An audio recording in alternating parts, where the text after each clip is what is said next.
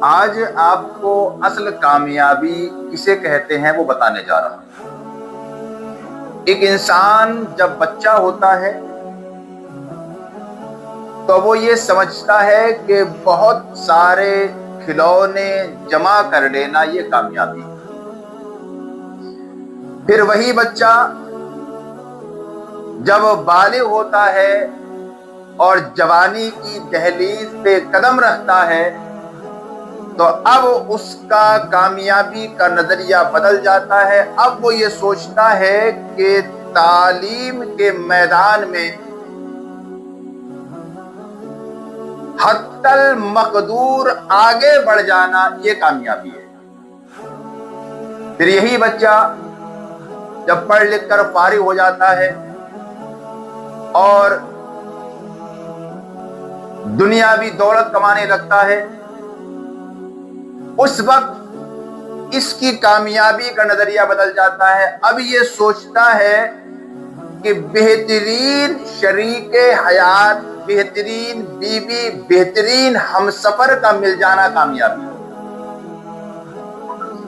پھر اور عمر آگے بڑھتی ہے، وقت گزرتا ہے اور دنیاوی ضرورتیں اس کو گھیرتی ہیں، تو اب اس کی کامیابی کا جو راز ہے یا اصل کامیابی ہے اس کا نقطہ نظر بدل جاتا ہے۔ اب سوچتا ہے کہ کاروبار کے وسیع میدان میں سب سے آگے نکل جانا یہ کامیابی ہے۔ بہترین مکان، بہترین بزنس کھڑا کر لینا یہ کامیابی ہے۔ اور پھر وقت گزرتا ہے، بچے جوان ہوتے ہیں، تو اب اس کی کامیابی کا نظریہ بدل جاتا ہے کہ بچوں کو باصلاحیت، با اخلاق اور عمدہ تعلیم مل جانا یہ کامیابی ہے۔ اور پھر جب یہ انسان بڑھاپے کے دہلیز پہ قدم رکھتا ہے اس وقت اس کا نظریہ بدل جاتا ہے۔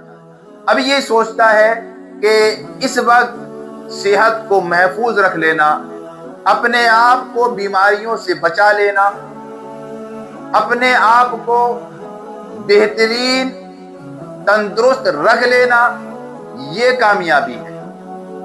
اور پھر جب اور وقت بیتتا ہے اور ایک ٹائم وہ آتا ہے جب موت کا فرشتہ اس کے سرہانے آ کے کھڑا ہو جاتا ہے، اب اس کو احساس ہوتا ہے کہ دنیا میں جتنے بھی کامیابی کے تصور اس نے باندھے تھے، جتنے بھی کامیابی کے دور اس نے دیکھے تھے یا جن کو کامیابی سمجھا تھا، وہ سب دھوکہ تھے۔ اصل کامیابی تو یہ تھی کہ زندگی میں اپنے رب کو راضی کر لیتا، زندگی میں محمد عربی کو راضی کر لیتا، ایسے اعمال کر کے جاتا جس سے اللہ بھی راضی ہوتا، اللہ کے رسول بھی راضی ہوتے۔ اور آخری وقت میں کھل کے بات سامنے آ جاتی ہے کہ کامیابی بہترین کھلونے جمع کرنا نہیں، کامیابی تعلیم کے میدان میں بہت آگے بڑھ جانا نہیں، کامیابی بہترین وائف کا ملنا نہیں، کامیابی اولاد کا ترقی یافتہ ہونا نہیں۔ بے شک یہ دنیاوی کامیابیاں ہو سکتی ہیں، ان سے کچھ پل کے لیے سکون مل سکتا ہے، مگر اصل کامیابی جو ہے وہ نیک عمل کرنا ہے اور اپنے آپ کو برائیوں سے روک کر اپنے اعمال کو اس طریقے سے اپنے رجسٹر میں مندرج کروانا ہے کہ جب آپ کے سامنے آپ کے نامہ اعمال کا رجسٹر کھولا جائے تو آپ کو شرم، حیا اور غیرت نہ آئے، اور آپ اللہ رسول کے سامنے شرم، حیا سے دور ہٹ کر اس کی بارگاہ میں ادب سے سر جھکائے کھڑے ہو اور کہو کہ مولا تو نے ہمیں دنیا میں آزمائش کے لیے بھیجا تھا، ہم اس آزمائش میں کھڑے اترے۔